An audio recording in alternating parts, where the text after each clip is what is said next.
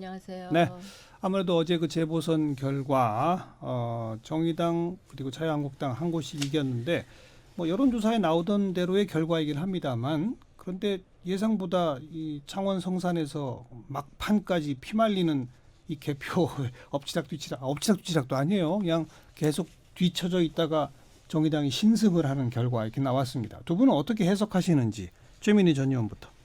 우선 그 전날까지 나온 공표할 수 없는 여론조사를 보면 창원 성산도 자유한국당이 이기는 걸로 나왔습니다. 아, 그랬어요. 네, 그래서 굉장히 비상이 걸려 있는 상황이었는데 어허. 저는 그냥 제 예상대로 통영 고성은 아주 큰 폭으로 자유한국당이 이길 것이다. 예. 그리고 창원 성산은 한 2%뭐 이렇게 될 거로 봤는데 그거보다 더 좁혀졌죠. 네. 그래서 긴장하는 상황이었고요. 그러니까 이런 우리 언론에 보도된 그 민주당하고 정의당 후보가 단일화한 후에 나온 여론조사하고 그다음 그 선거가 가까워지면서 당 내에서 조사한 거하고 이 여론이 쭉 이렇게 좀 꺾였군요. 그 정도가 아니라 일부 그 여론조사 전문기관 여론조사에서는 4% 내지 5%로 자유한국당 후보가 이긴다고 나왔어요. 이게 그때 발표할 수가 없으니까. 근데 막판에 또 다시 또 뒤집은 거예요, 그러면. 네, 그 뒤집어진 건 저는 오세훈 전 시장의 수운이라고 생각합니다. 노회찬 전 의원을 비하한 그 발언. 네, 그래서 그 축구장 사건으로 자극받은 그 축구장 주변의 사파동이란 그 젊은 노동자들이 사는 예. 그 지역에서 예. 이제 노회찬을 그런 식으로 노회찬 의원을 매도하니까 예. 결집한 것 같습니다. 그래서 그 지역에 그 투표함이 마지막에 까이면서 뒤집힌 거라. 그게 축구장 인근이었어요? 네. 그래서 그거 이렇게 선관위에 보면 그 동별로 개표 현황이 나옵니다. 맞아요. 그거를 예. 보고 있었기 때문에 막판에 한 2% 정도로 이길 거라고 예측을 했는데 네. 0.6%잖아요. 그렇죠. 그래서 깜짝 놀랐습니다. 어쨌든 축구장 플러스 오세훈 덕이다 이렇게 보신다? 저는 오세훈 덕이 더 오세훈 전 시장 덕이 더 컸다고 보고 네. 어쨌든 민주당과 여당 정부 여당은 이게 민심을 엄숙하게 받아들여야 될 것 같습니다. 그렇죠. 네. 진수희 전 저는 의원은 뻔한 결과일 것 같아서 그렇게 관심을 가지고 막 이렇게 여론조사 추이를 팔로우업하고 그러지는 않았고요. 그래서 어제도 뭐 뻔할 것 같아서 그냥 일찍 별거 안 보고 좀 잤거든요. 근데 오늘 아침에 일어나 보니까 그 한 석씩 나누어 가질 거는 예상을 뭐 당연히 했지만 투표 내용이 예상하고는 좀 달랐어요. 왜냐하면 통영 고성의 경우 물론 과거 보수 진영의 텃밭 중에 하나였지만 지난 지방선거에서 통영시장 고성 군수가 다 민주당이 됐었기 때문에 그렇죠. 한국당이 이기더라도 그냥 한 자릿수 격차 정도 되지 않을까 그렇게 혼자 예상을 했었고요.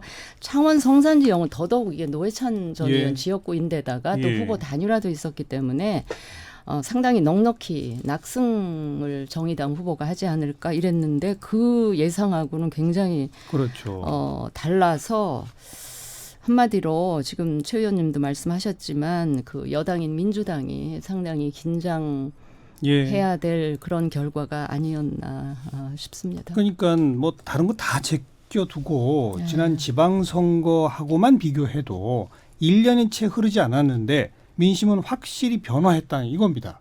그 변화한 원인이 어디 있다고 생각하십니까? 최민희 전 의원. 우선 경제 상황이 좋지 않습니다. 근데 그 경제 상황이 좋지 않은 것, 특히 창원 성산의 제조업이 어려워진 것이 물론 문재인 정부 때 시작된 건 아닙니다.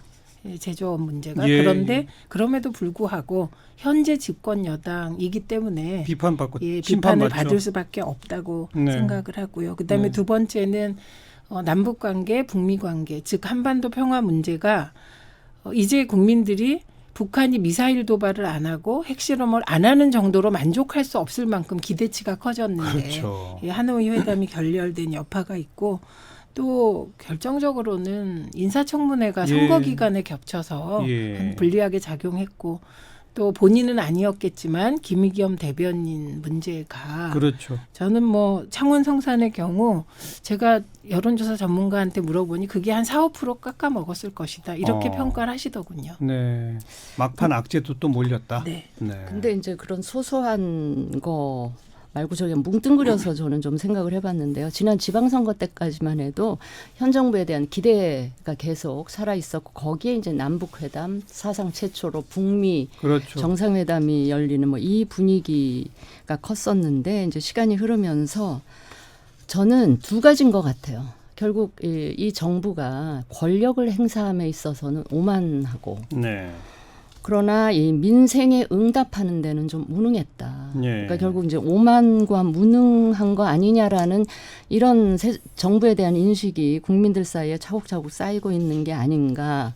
저는 예전부터 제 경험칙에 따르면 국민들은 오만한 세력에 대해서는 가차없이 철퇴를 가하는데 막판에 왜 한국당에서 창원 성산 쪽에 오세훈 전 시장 발언이며 축구장 이런 게 사실은 어떻게 보면 또 한국당이 오만이죠. 오만한 네. 거거든요. 그거에 대해서도 막판에 말하자면 심판을 한 건데 이렇게 하여튼 오만한 것 그다음에 이제 무능 그러니까 왜냐하면 과거 정권의 행태를 다 적폐로 몰면서 그와 유사한 행태를 또 반복을 예. 하면서 아니라고 하니까 이제 내로남불 비판이 나오는 것이고 그다음에 정책에 있어서 성과를 내지 못하는 거를 그 말하자면 지난 정권 탓, 야당 탓, 언론 탓 이렇게 남 탓만 하는 이런 행태도 국민들 눈에는 썩 그 곱게 보이지 않았을 거고 또 책임질 일 있어도 아무도 책임지지 않는 것 같은 이런 인상 뭐 이런 게 다 복합적으로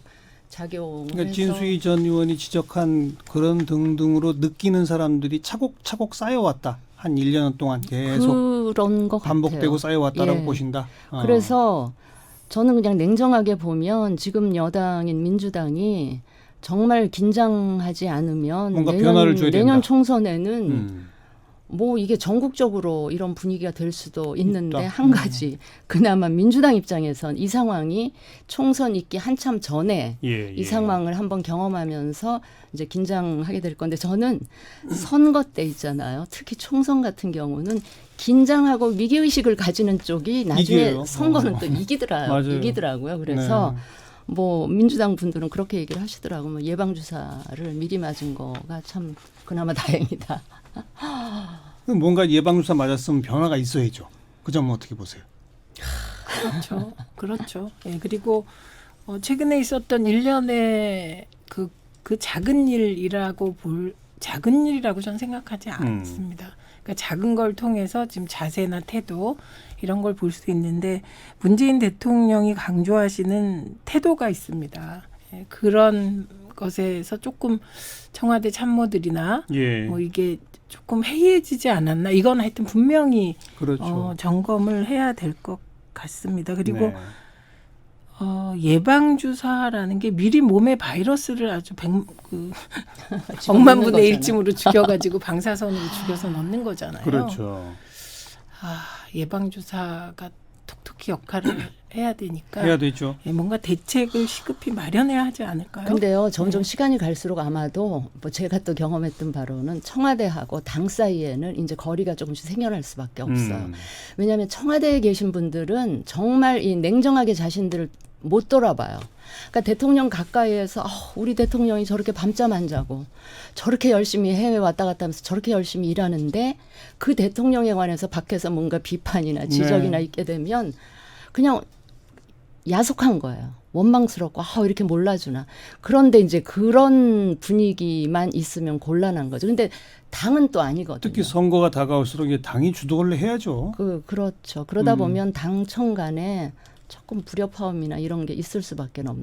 그러면 나중에 가면 청와대는 희망사항이신 것 같은데. 아니 청와대는 제 경험칙을 저는 나름대로 말씀을 드리는 거예요. 애정 뭐 어린 충고. 좀 애둘러 점잖은 표현으로 경험칙 그러는데 네. 저 받고 망해봤기 때문에 그럼요. 저는 그런 얘기 할 수 다 있는 경험해봤어요. 우리 당에서 청와대 사람들 왜 저러나 싶어서 소가리를 하는데도 그걸 대놓고 얘기를 하기는 참 또 딱한 뭐 그런 걸 다 과정을 거쳤기 때문에 제가 말씀을.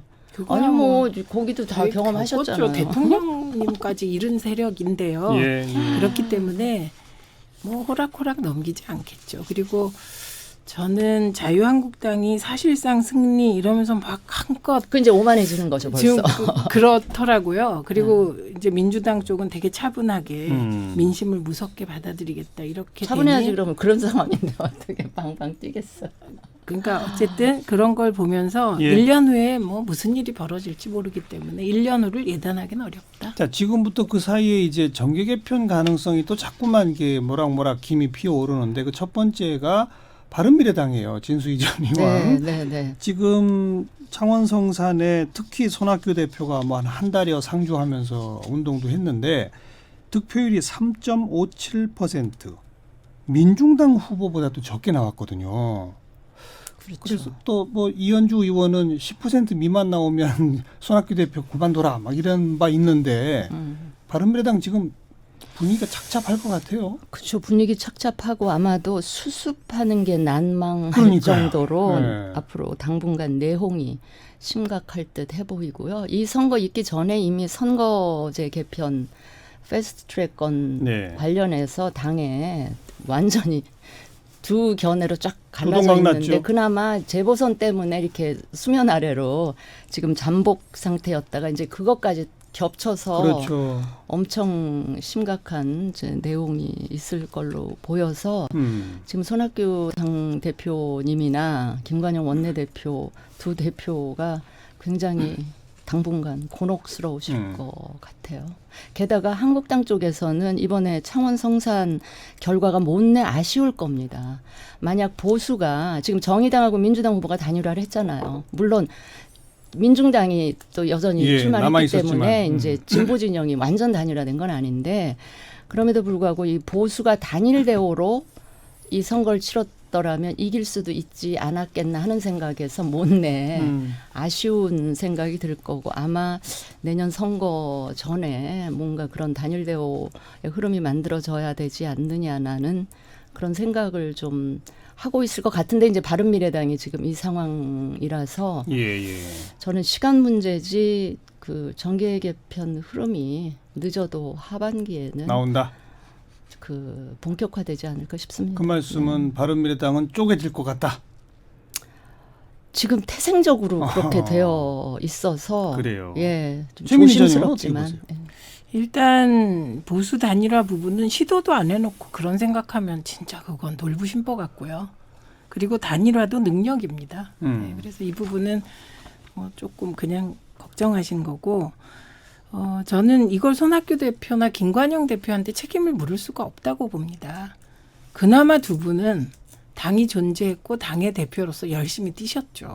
열심히 안 뛴 사람들이 문제고 더 문제는 불난집에 부채질하는 그런 내부 행태입니다. 그러니까 전 이현주 의원이 손학규 대표에게 했던 말을 그대로 본인에게 돌려줘야 된다고 생각합니다. 그리고 이게 선거는 전쟁이잖아요. 아주 작은 전쟁을 지금 치르고 있는 당대표를 뒤에서 흔드는 게 이게 있을 수 있는 일입니까? 이 당 저 당 떠나서. 네, 근데 이분은 이게 2012년에 대선 때도 그때 민주당 쪽에 있었거든요. 민주당이었죠. 네, 그때도 박지원 원내대표를 그렇게 했습니다. 그리고 저를 만나서 그러니까 몇 명 만나서 밥 먹자 그래서 갔더니 그때 기억나는 게 대중이 피를 원한다 그러면서 막 그 당대표 그 원내대표 흔드는 걸 보고 박지원 원내대표를 그때 물러나야 한다. 네, 그렇게 작업을 했습니다. 그래서 제가 단호하게 거부를 했고 이건 옳지 않다. 그래서 이런 식으로 한 게 한두 번이 아니고 안철수 대표가 지지율 대선 때 올라갔을 때 안철수 탈당하더니 안철수 대표에게 가지 않았습니까? 제일 먼저 갔죠. 네, 아마? 그리고 예. 안철수 후보가 떨어지니까 또 안철수 후보를 비난하더라고요. 그래서 이게 뭐지? 그런데 지금 어려운 처지의 바른미래당 그게 아무리 국민들의 입장에서 보면 다들 이렇게 그래도 잘 수습되기를 바라는 건데 예. 당 안에 있는 분이 불난집에 부채질하는 거 이게 용납돼야 되나요? 모든 아니, 걸 떠나서. 오히려 최민희 의원님이 더 바른미래당에 대해서 안쓰럽게 예, 안타깝게 저는 사실 생각하시고 늘 그런 것 그랬죠. 같아서 제가 약간 가책을 좀 느끼는데 저는 냉정하게 바른미래당의 미래에 대해서 제가 그 구성원이지만 회의적인 이유는 지극히 현실적인 이유 때문에 그래요. 제가 지난해 지방선거 치르면서 절실하게 느낀 예. 게 뭐냐면 예. 우리나라 국민 중에는 중도층이 있어요. 있죠. 근데 이 중도층에 계신 분들이 중도를 표방하는 정당이 있다고 해서 그 정당에 표를 주시지는 않는구나 하는 예. 걸 제가 굉장히 절실하게 느꼈어요. 워낙 오래 그분들은 양당 정치에 익숙해 있으니까. 그러니까 그분들은 이렇게 스윙 보수를 하더라고요. 그러니까 양당, 진보 정당, 대표적인 진보 정당, 보수 정당이 뭐 추구하는 비전이나 가치, 그 당시의 정책을 보면서 그때그때 그 당을 선택하는 맞아요. 그런 예. 것이라서 지금 우리나라 이 정치 문화 속에서 또 유권자의 투표 행태에 비추어 볼 때는 소위 말하는 제3정당이 의미 있는 의석을 유지하면서 존재하기란 상당히 힘든 이 문화다, 구조다 예. 이렇게 예. 생각을 하고 그러니까 어떨 때는 그러니까 정책을 얘기함에 있어서 어떨 때는 왜 한국당이랑 똑같은 얘기하냐 이러고 또 비판을 하고 또 어떨 때는 그럼 민주당이랑 같이 하지 뭐하러 당을 따로 만드냐 이런 얘기를 하고 예. 이러다 보니까 그 사이에서 그 좌표를 정확하게 찍기가 굉장히 그 힘든 예. 그런 현실적인 이유 때문에 예. 바른미래당이 의미 있는 제3당으로서 존재하기가 굉장히 힘들고 또 1년 앞으로 나가면 총선에서 더더욱 그 상태 그대로 유지되기가 힘들지 않겠나. 왜냐하면 뭐 현역 의원들은 당선 가능성을 우선적으로 그렇죠. 고려를 하게 되니까요. 지금 뭐 진수희 전 의원이 쭉 설명했습니다만 이거는 역사가 오래된 겁니다. 제3 세력이 반짝 인기를 끌다가 사그러들고 인기 끌다가 사그러들고 한 게 정주영 현상, 네. 이인재 현상, 정몽준 현상, 안철수 안철수. 현상 이게 계속 반복이에요, 반복. 근데 이 부분은 좀 다른 게 예. 그러니까 바른미래당이 중도로 있으라고 생각한 지지자가 있을까요? 저는 보수 개혁의 중심이 되라는 그런 요구를 하신 분들이 있었다고 봅니다. 그러니까 그렇게 볼 수 있고 또 그것이 중도의 목소리였다고 볼 수도 있는 근데 거예요. 이거는 예. 보수의 헤게모니 투쟁에서 바른미래당이 진 거다.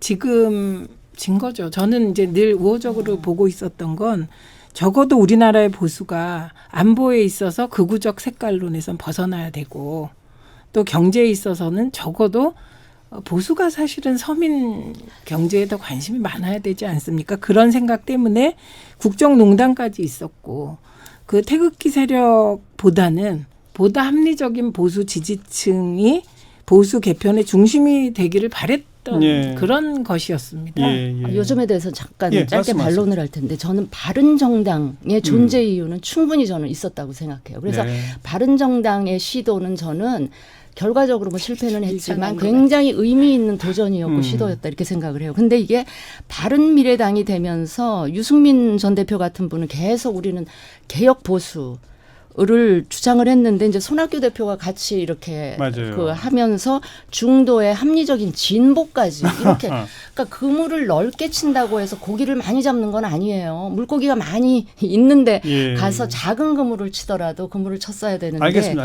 그런 상황에서 근데 저간 바른미래당이 여기까지 지난 과정에 대한 평가는 그런데 지금 이제 네. 총선이 다가오면 다가올수록 진수희 전 의원 보시기에는 결국 바른미래당은 쪼개져서 과거 바른정당 출신들은 다시 보수대연합 쪽으로 갈 가능성이 훨씬 커지고 있다 이렇게 보시는 거잖아요. 그 원심력이 조금 더 커지고 크게 있다는 작용을 거죠. 할 것 같아요. 네. 그런데 그렇다면 과거 국민의당 출신들은 나와서 예컨대 민주평화당하고 같이 한다든지 네. 좀 그분들도 결국은 더불어민주당하고 같이 가야 할 텐데 지금 더불어민주당과의 관계는 좀 애매하단 말이에요. 그 점은 어떻게 보세요? 예, 그거는 더불어민주당은 어렵습니다. 힘들어지고 왜냐하면 네. 더불어민주당은 이미 당원 중심 정당이고 대부분 의원들의 행동을 당원들이 사실상 통제하고 있다고 보시면 됩니다. 예, 여러 가지 그 예. 능동적인 활동을 통해서 그래서 대다수 당원들이 그 과거를 잊지 않고 있습니다. 그러니까 합치고 싶어도 못 합친다. 네, 문재인 어. 대통령께서 대표하던 시절에 그 당내 정말 그 지긋지긋한 대표 흔들기 네. 그러다 결국 국민의당이 만들어졌거든요. 그렇죠. 그래서 그건 쉽지 않다고 봅니다. 그럼 어떻게 될까요? 저는 안철수 전 대표가 6월에 들어온다면 안철수 대표의 행보에 따라 네. 많은 게 결정될 것 같습니다. 만약에 안철수 대표가 국민의당 시즌2를 한다면 국민의당 시즌2 하는 거죠. 과거에서 네. 사람 그래도 바른정당 출신들은 거기에 안 가죠. 조인하지는 않을 거예요. 근데 평화당도 보면 아마 이제 그 보수 진영은 지금 도전자의 입장이기 때문에 뭐가 됐든 우리가 어떻게 합쳐보자 이쪽으로 그죠? 갈 것 같고 민주당하고 평화당은 좀 그러기가 힘들 것 같고요. 어제죠 선거에 아주 한 지역이었지만 전북 전주에 기초의원 선거에 평화당이 됐단 말이에요. 맞아요. 그걸 평화당 굉장히 의미심장하게 받아들이고 독자적으로 뭔가 아닙니다. 호남에서 1대1을 민주당하고 1대1을 만들어 보면 어떨까 그런 생각도 내심 그거 하고 있을 것 아니고요. 같아요. 민주당과의 합당을 압박하는 그런 카드입니다. 카드로 쓰려고 하는 건데 예, 그런데 그게 어렵다는 거죠. 어렵다고 봅니다. 그래서 만약에 안철수 대표가 자유한국당을 택하게 되면 그럼 이제 무소속 정당으로서 무소속 연대 뭐 어쨌든 민주평화당 뭐 이런 식으로 뭐가 생기겠죠. 어쨌든 네. 지금으로선 안철수 전 대표가 자유한국당을 택할 가능성도 있나요? 저는 뭐 지금은 있다고 봅니다. 진수희 전은 어떻게 보세요? 아니 저는 뭐 택할 가능성이야 뭐 있는데 영향력이라는 거가 그러게요. 과거보다는 훨씬 더 예. 줄어든 그렇죠. 게 되지 않을까 뭐 그런. 아니 뭐 오늘 머릿속에 기와집짓기라고 네. 그냥 한번 전개 1편 시나리오들을 그려본 건데 네. 대체로 두 분의 말씀은 결국 이제 지난 총선 때 구도 정도로 가는 거예요. 그렇지 않습니까? 3년 전 예, 총선 그렇습니다. 더불어민주당 네. 그리고 뭐 자유한국당 거기에 이제 바른 정당점들은 그쪽으로 가시는 거고 그리고 호남에서는 국민의당 시즌 2하고 더불어민주당이 또 경쟁하는 거고 뭐 이런 정도인데 그 결과가 과연 어떻게 나올지는 뭐 지금 예단할 수는 없지만 근데 그 과정도 굉장히 중요할 것 같아요. 물론이죠. 합해지는 이 과정에 어떻게 만들어지는지. 국민들이 과연 박수를 쳐줄런지 네. 아니면 눈살을 찌푸릴런지. 알겠습니다. 이것도 참 딱 두 곳밖에 안 되는 재보선이지만 그 결과가 나오고 나니까 진수희 전 의원도 아주 솔직하고 허심탄회하게 바른미래당 미래에 대해서 거의 실토 가까운 말씀을 하시고 최민희 전 의원도 더불어민주당의 현실에 대해서 아주 낱낱이 지금 고하시고 조금 더 선명해졌습니다. 저 정치 좀 아는 누나들이 오늘 진짜 좀 아시는 것처럼 말씀하셨어요. 두 분 수고하셨어요. 최민희 전 의원, 진수희 전 의원 고맙습니다. 고맙습니다. 네, 감사합니다.